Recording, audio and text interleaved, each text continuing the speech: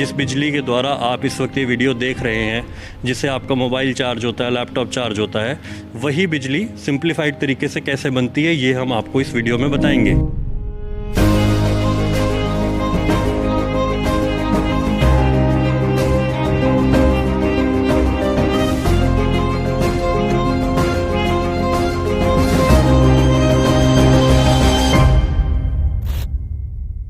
मैं इस वक्त Talwandi Sabo thermal power plant के कंट्रोल रूम में खड़ा हूँ। जितनी भी बिजली बनती है, बननी है और आगे एग्जीक्यूट भी होनी है, वो इसी कमरे में तय होता है। ज़्यादातर जो प्लांट है वो ऑटोमेटेड है, इसीलिए यहाँ पर ये जितने भी इंजीनियर्स और जितने भी कंसर्न्ड अथॉरिटीज़ बैठी हैं, ये लोग यहाँ पर बैठकर उस चीज़ को ऑपरेट कर रहे हैं, यहीं से डायरेक्शंस दे रहे हैं और उसी हिसाब से वो बिजली बन रही है। स्टेट तक जा रही है, स्टेट से आगे भी जा रही है। कैसे जाती है, कैसे बिजली बनती है? पंजाब गवर्नमेंट को पावर की रिक्वायरमेंट थी, तो पंजाब गवर्नमेंट ने एक इंक्वायरी फ्लोट की थी कि हम आपको ज़मीन देंगे, आप यहाँ पे अपना पावर प्लांट लगाएं। तो इसको लेवल 2 बिडिंग बोलते हैं। तो इसमें वेदांता कंपनी को ये पावर प्लांट अलॉट हुआ था। तो ये पावर प्लांट जो है 2014, 15, 16 हमारे यहाँ पे 3 यूनिट है, 660 मेगावाट के 3 यूनिट हैं।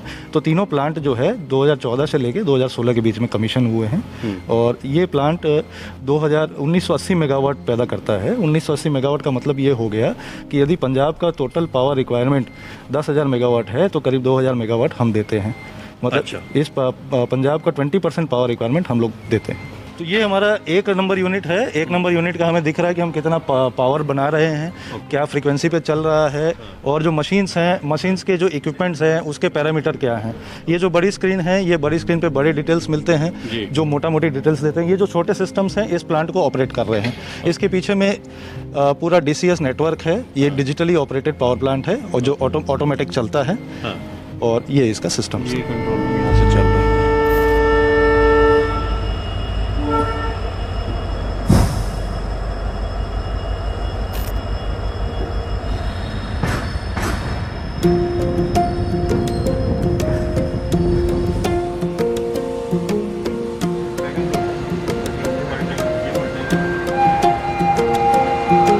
ये हमारा जो है ये थर्मल पावर प्लांट है जो कोयले से बिजली पैदा करता है। हमारा कोयले का टाई अप है महानदी कोल फील्ड्स के साथ में, जो कि कोल इंडिया लिमिटेड का एक आर्म है। हमारी जो साल भर की टोटल कोल की जो खरीदी है वो है 7.7 मिलियन टन्स। इसके हिसाब से आप देखेंगे, जो ये गाड़ी देख रहे हैं आप, वैगन, ऐसे हमारे यहाँ पे 8 से 10 गाड़ियाँ रोज़ आती हैं। अच्छा। और ये आगे जाके वैगन टिपलर प्रोसेस है, जहाँ पे एक एक वैगन को पलटी करके कोयले को आगे प्लांट में भेजा जाता है।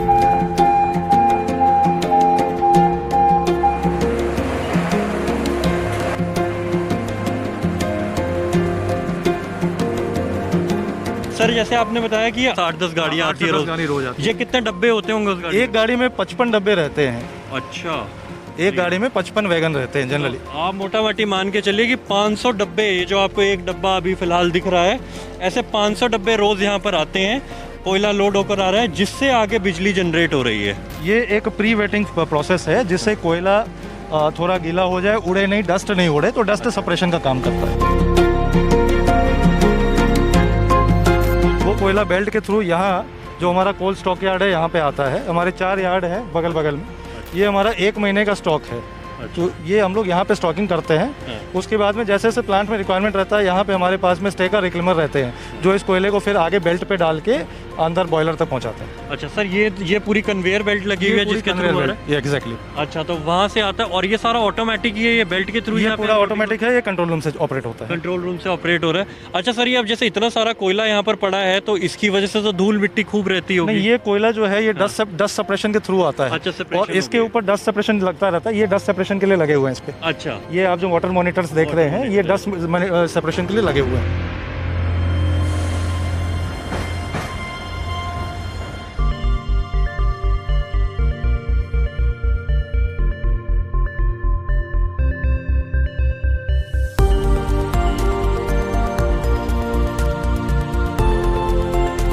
ये जो थर्मल पावर प्लांट है, इसका जो मेन रिसोर्स है वो वाटर है, क्योंकि वाटर से स्टीम बनता है और स्टीम से ही आप एनर्जी यूज़ कर पाते हैं। तो हमारा ये जो रिजर्वायर है, इससे पानी हमारे 2 प्रोसेसेस में जाता है। जो मेन प्रोसेस है, इस पानी का पहले हम लोग डीमिनरलाइजेशन करते हैं, इस पानी को क्लीन करते हैं। उसके लिए हमारे यहाँ पे DM प्लांट और RO प्लांट लगे हैं, तो पानी का क्वालिटी इंप्रूव करते हैं। ये पानी फिर हमारे बॉयलर्स में जाता है, जहाँ पे कोल आता है एज अ फ्यूल। कोल जलने के बाद जो एनर्जी पैदा होती है वो इस पानी को स्टीम में कन्वर्ट करती है। और स्टीम जो है, क्योंकि स्टीम एक फ्लूइड है, वाटर के कंपैरिजन में गैसियस फ्लूइड है, तो उसमें एनर्जी स्टोर बहुत ज़्यादा होती है, बहुत ज़्यादा एनर्जी रहती है और प्रेशर भी बहुत रहता है। ये स्टीम फाइनली टरबाइन में जाता है। जैसे अपने पानी के टरबाइन होते हैं वैसे ये स्टीम के टरबाइन होते हैं। स्टीम के टरबाइन में बहुत सारे ब्लेड्स होते हैं। ये स्टीम उन ब्लेड्स पे हिट करके इस टरबाइन को घुमाता है। ये टरबाइन जब अपनी आरपीएम ले लेता है, स्पीड ले लेता है, तो ये जो टरबाइन की जो एनर्जी है वो एक जनरेटर से कनेक्टेड रहती है। जैसे अपने पास डायनामो होते हैं या छोटे, तो वैसे एक बड़ा जनरेटर रहता है। वो जनरेटर, उसके अंदर मैग्नेटिक फील्ड जब कटता है इस टरबाइन की वजह से, तो इलेक्ट्रिसिटी प्रोड्यूस होती है। वो इलेक्ट्रिसिटी जो है वो कम वोल्टेज पर प्रोड्यूस होती है। उसको हम ट्रांसमिट करना होता है क्योंकि हमें गवर्नमेंट को देना है। तो उसको ट्रांसमिट करने के लिए एनर्जी लॉस कम हो, हमारे पास में बड़े बड़े ट्रांसफार्मर होते हैं, स्टेप ऑफ ट्रांसफार्मर बोलते हैं। तो जो हम 24 केवी पे जनरेट कर रहे हैं उसको हम 400 केवी पे ले जाते हैं। ज़्यादा केवी जनरेट करने से एनर्जी ट्रांसमिशन लॉसेस कम होती। उसके बाद में हमारे यहाँ से 4 लाइनें जाती हैं एनर्जी की, जो हमारा स्विच यार्ड के थ्रू जो लंबी तारें जा रही है, ये हमारे ट्रांसमिशन टावर्स है। इससे ये हम अलग अलग एरियाज पे, सब स्टेशंस पे इस बिजली को देते हैं।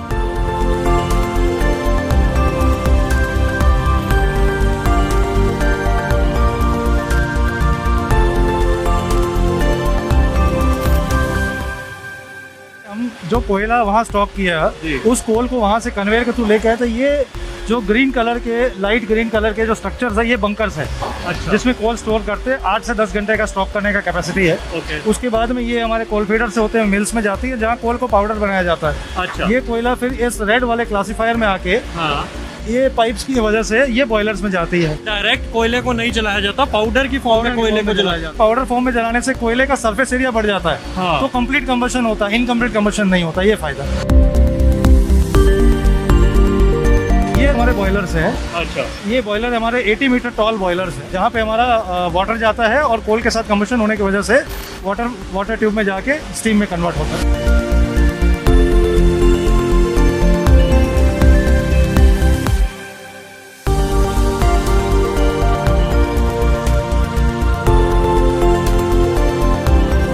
सर, ये जो आप देख रहे हैं ये स्टीम की पाइपलाइन है। जो बॉयलर से टोटल स्टीम है इस पाइपलाइन के थ्रू टरबाइन में जा रहा है। ये स्टीम का टेम्परेचर 570 डिग्री और इसका प्रेशर करीब 250 kg है। ये स्टीम अभी यहाँ से टरबाइन में जाएगी और फिर टरबाइन को घुमाने का काम करेगी। अच्छा, तो ये जो अभी पूरी चीज़ है इसके अंदर स्टीम ही स्टीम है। स्टीम कैरियर कह सकते हैं अगर आम भाषा में कहें। स्टीम यहाँ से जा रही है और इसके अंदर हीट रहती होगी खूब सारी। इसके अंदर 570 डिग्री 570 डिग्री सेंटीग्रेड। लेकिन हाथ लगाने पर लग रहा है ये 45-50 या इससे ज़्यादा तो शायद नहीं लग रहा। इसके ऊपर इंसुलेशन का लेयर इसलिए दिया जाता है कि आपका टेम्परेचर का और एफिशिएंसी का लॉस ना हो, आपका टेम्परेचर मेंटेन रहे। टरबाइन तक जाते हुए ठंडा हो गया तो इसकी एनर्जी कम हो जाएगी।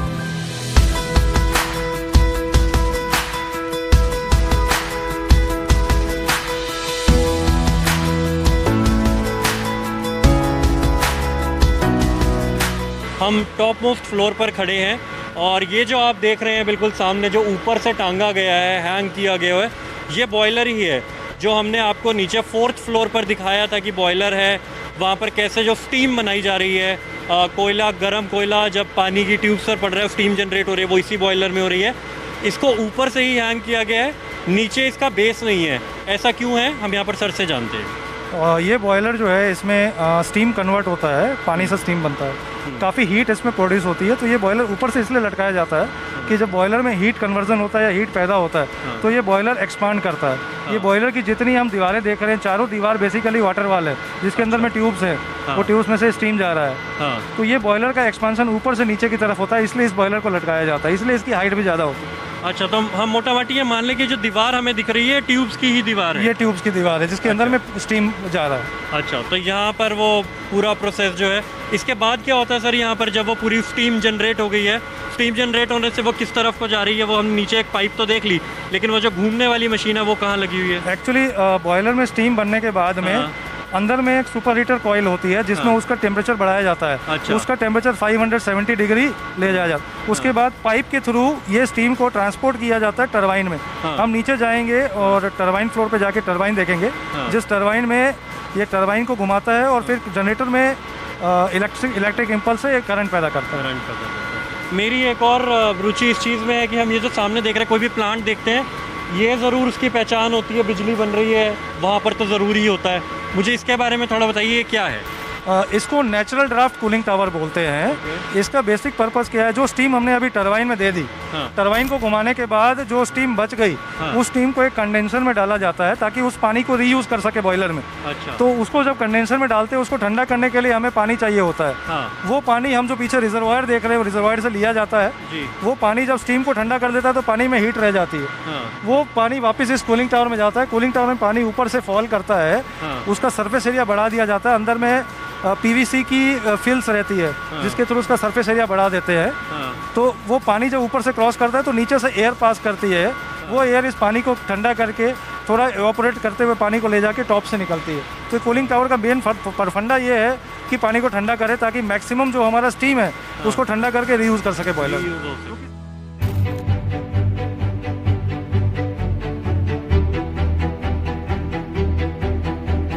ये हमारे टरबाइन्स हैं। हमारे पास में 4 टरबाइन है, एक HP, एक IP high pressure, intermediate pressure और लो प्रेशर के 2 टरबाइन है। ये टरबाइन सारे टरबाइन मिल के राइट साइड में हमारा जनरेटर है, जनरेटर को घुमाती है। तो इलेक्ट्रिसिटी इस तरह से जनरेटर में जनरेट होती है। फिर यहाँ से हम उसे ट्रांसफार्मर से स्टेप अप करते हैं। स्टेप अप करने का मतलब है उसका वोल्टेज बढ़ाते हैं। उसके बाद में हम उसको स्विच यार्ड भेजते हैं, स्विच यार्ड से फिर ट्रांसफर करते हैं। इसके बाद जो बिजली है वो डायरेक्ट बाहर जा रही है? इसके बाद जो बिजली है डायरेक्टली हमारे ट्रांसफार्मर से होके स्विच यार्ड में जाती है।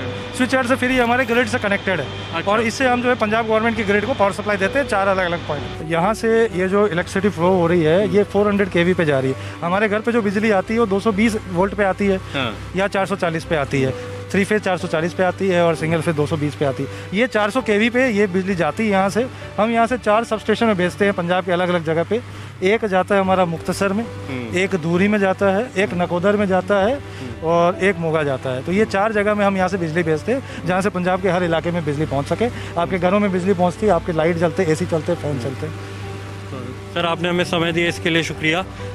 हम उम्मीद करेंगे कि हमारे दर्शकों को भी समझ आ जाएगा कि जो शायद इतना आसान लगता है कि बटन दबाया और वहाँ पंखा जल जाता है और कई बार वो बटन दबाओ बिजली नहीं आती है, कहते बिजली नहीं आई और फिर उसके लिए हम अपने इलाके के JE FDO किसी को भी फ़ोन करते हैं। तो वो बिजली आने का जो प्रोसेस है वो जो FDO भी शायद कहीं से अरेंज करते होंगे पीछे, वो यहाँ से बनकर आ रही है। ये पूरा प्रोसेस है, तब आपको मतलब टेक्नोलॉजी ने इतनी तरक्की करी। अच्छी बात है कि बटन दबता है और हमारे सब काम होने लग जाते हैं। उम्मीद है आपको ये वीडियो पसंद आई होगी। दी ललन टॉप आगे भी ऐसे ही प्रयोग करता रहेगा जहाँ चीज़ों को सिंप्लीफाई करके और उधर ही जहाँ पर वो चीज़ें बन रही है वहाँ पर आपको जाकर दिखाता रहे कि वह कैसे बन रही हैं। मेरा नाम रजत है और कैमरे के पीछे रूहानी है। इस वक्त हम Talwandi Sabo thermal power plant में हैं। शुक्रिया।